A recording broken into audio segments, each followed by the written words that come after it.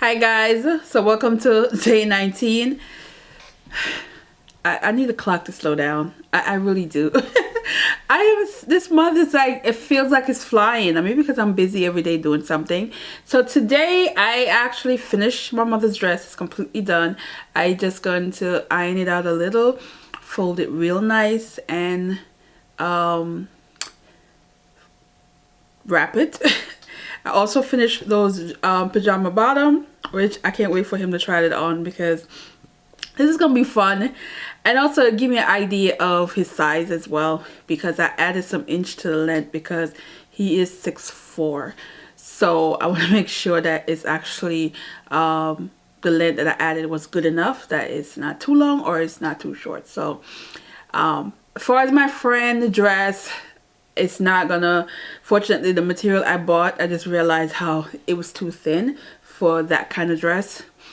And then I had another material I could use and it wasn't enough, so I'm just gonna make a top and that would be it. And then later on probably go back to that fabric place in Brooklyn and make her something nice and just mail it to her, or give it to her when I see her. She's like me, very similar personality. She's laid back. She's like me, where we going? That's probably what, where we going? That kind of deal. But I will be wearing my items. Absolutely will wear them during the time I'm in New York. I don't care where I'm going. I'm going to try to do what I did during October. Try, keyword, to wear my stuff each day. Wear something that I made. I don't think I'm going to have... I probably won't have enough, to be honest with you, because I made a lot of dressy stuff, and just to be super dressy, just to be up and about, I don't know. So we'll see. But definitely going to be a couple of days where I do wear something that I made that I'm going to like. And yeah, so what today's video is about, Beyond the Pages. That's the title I'm going to give it. So I'm going to talk about 3 books that left an impression on me this year. 2 was recommended, and one is one that I was eyeing for a while. Now I have my notes, my book, and I even put some thumb just so I can do some reference, because these are books that are packed with history. Now, one of the things that I love about historical fiction is that if it's done well, it's going to provide some bit of the past, and whether it is true or not. Now, these books that I'm going to talk about are inspired by true story, inspired by true people, and because of that, it led me down the road of doing my own research and actually looking up the story behind it, the people behind it, the event behind it. So the first one I want to talk about is Take My Hand. Now, darling, Perkins-Valdez is I think an author that really had so much good intention with this story, and it is very much inspired by a true story. She did switch certain things, but it's the story of Ralph versus Weinberger. It is an actual case that went all the way up there in the courts, and it was in 1973, and they made a decision March 1974. This is a case that where it is, and it's true, this is actually true, you can look it up, where federal money cannot be used to sterilize anyone against their will, especially minors. It also gave a whole federal case of consent, what it means to consent. Now, this story, I know a lot about the background prior because of the industry I'm in, but I also knew more than I did before, because it's like I knew cases like this existed in different areas of the medical field. So I wasn't surprised, but I was shocked how it wasn't that long. When you think of 1974, that's not long ago, where kids are protected now from things happening to them without their consent. In this case, you have 2 young girls that were sterilized. unable to have children. Now, based on the time period, they're now in their late 50s. I believe one might be close to 60. So they're not that old. These are two girls that are still, you know, around to and having to experience life being robbed of their ability because someone think they should not be. Now, this is where there were agency that was funded by the government that were in marginalized community, and the whole idea was to prevent them from having children that they can't afford. It also is, when you think of that time period as well, where it was believed if you were mentally ill or mentally challenged in any way, you should not be having children. So there were opportunity for people to abuse that and use it to force people to take birth control, or force them to even be on birth control that was not clinically trial approved, not approved at all, still going through a clinical trial. These people are in a clinical trial and not realize that they are. That was common then in the 60s and the 70s, and actually later than that, believe it or not, but it was hidden in certain ways of how they were doing it, especially on an international level. So this book is in the US, so we'll just focus on the US because since it was, changes happened quicker than on the international level. Now, I thought the case was interesting, and I thought that how she was able to like try to make the story a little bit less about the specific of the family, because in this story it's a single father with two girls, versus the real story was the mother was around but she had other issues going on with her, so but they were a family intact. This also is the nurse that was working at the clinic. In the real story, it was a social worker. So with this, I thought learning so much about this was so important, and I think I like stories like this that is gonna give you the push to actually go look up information, because I think it was very relevant, and it was very, for me, again, I'm in this field, that it was actually very interesting to see how this played out in the story, in the book, and how it played out in real life. And if you ever have an opportunity, go and read the case for this book, The Real Case, and you find out how fascinating it was. The next book that I want to talk about, Beyond the Pages, was such an inspiration for me because I had no idea who this lady was. And for someone who is into sewing and into craft and into just working with my hands and creating things and just coming up with different ideas, I'm like, how did I not know? And that is Ann Lowe. Now, when I read this book a couple months ago by Her Own Design, and I thought that Piper Yulee really gave us a good story behind the legend Ann Lowe. For me, I wanted to know more about her. So I took the opportunity to look her up, to read more about her true story, what is out there, what came out of her actual mouth. Sometimes I do look at stories that are written by other people, even though there are times those historical content can be very biased. I'm very careful with that. But I did think that this story introduced me to this woman, that I am so want to hold on to everything about her, that I even went and bought her books. So you guys know I have her book. Where is it? So you guys know I bought her book and I learned so much about her.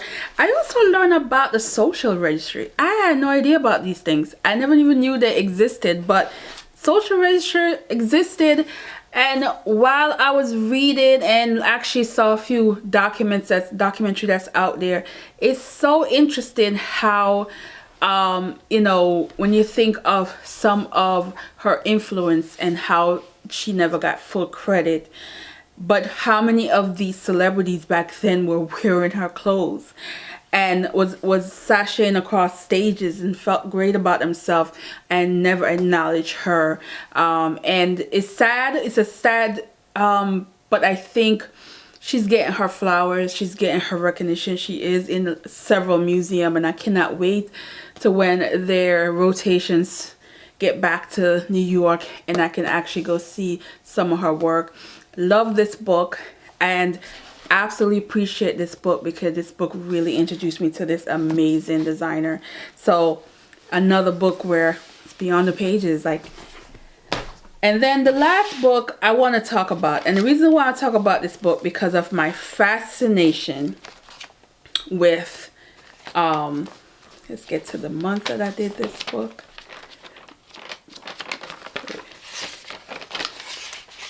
What was it?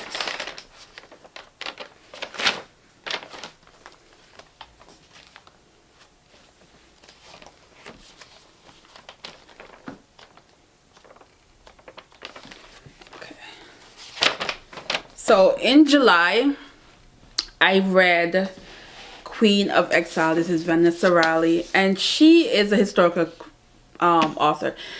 This is heavy on historical fiction. This is heavy on history. So for those people who are not a big fan of historical content, this is not going to be the book for you. You might get bored because you're just not going to be interested. But because I'm so interested in Haitian history, I am so interested in the people who were there during the revolution, after the revolution, I soak up things like this. This was to me like a piece of history I needed to know. And I went beyond the book. I went to look up her story. And this is where you get so much of there's a lot of communication of what people thought she was about and what they expected from her. And I think for her, it's one of those where there's a good and there's a bad thing to think of her as a person. And Maria Louise Christophe was a woman who basically some of her voice and some of her intention and things that she was about was lost in the midst of a husband who is, you know, the first king, and wanting to be on the level of the same people that they fought to be free against. And this is where that history of Haiti can be very great, sad, and also complicated, because this is where when I did the review of this, I talked about how this man really wanted to be on the equal level of the people who colonized him, who enslaved him, but in a way of saying that I am just like you. And now when you think of it as outside of that time period now, and you question, why do you want to be like the people who enslave you? Why would you want?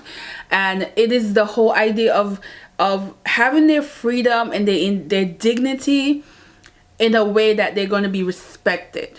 And so some of that I was agreeing on, and then some aspect of it I just felt like it kind of set them up for failure in some way. It is a very hard history to talk about. It's a very difficult situation to talk about. I have a lot of Haitian friends, and some of it is painful, and the history behind it, and now they're continuously having to struggle and deal with of gaining their freedom, and it's still come at a cost that they're still paying for.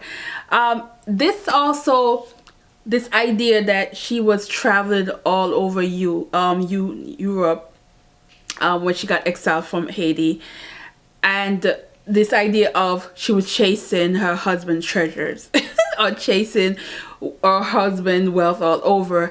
And that was because she had certain wealth on her in terms of jewelry and things that she could sell and things that she could make money off. She also has this appeal to certain kind of people. So she was able to be in certain social circle. So there's always that question, how did she even survive? How did she get about? And, you know, was she having money that should have been in Haiti that she was using? So there's also those people who might just, you know, think of it that way, that she was probably using their money that these people needed that were suffering, and not like her for that purpose, and also for her not going to fight. she wasn't fighting for her rights to go back. But then you can get to the other side where she was just a woman with her 2 daughters and not knowing what to do, but trying to survive in a circle that she feels that it will be easier for her to survive in versus in another environment. Think of the time period. She's a black woman. How she's gonna, you know, the worst scenario could have happened for her. So there's that kind of things in the story that I feel like it's a struggle to really like her as a person and to really understand all of this. But nevertheless, she's an important part of Haitian history. She's an important part of when you think of the time period of women in certain social status, I guess you could call, or political status. And so I really like this. I like the storyline. I like where it took me. I like the research I was able to do on it. I learned a whole lot about this woman. And I can appreciate books like this with strong historical content. Again, but it's not giving you the fluff and the excitement and things that you want, that some people want when they read books like this. It is historical fiction. It is a woman's life, and it's not all glitz and glamour and over the top kind of deal. So I really enjoy this. And these are the 3 books that, you know, really gave me time away to research and Google. Again, if you're a history person, I recommend these.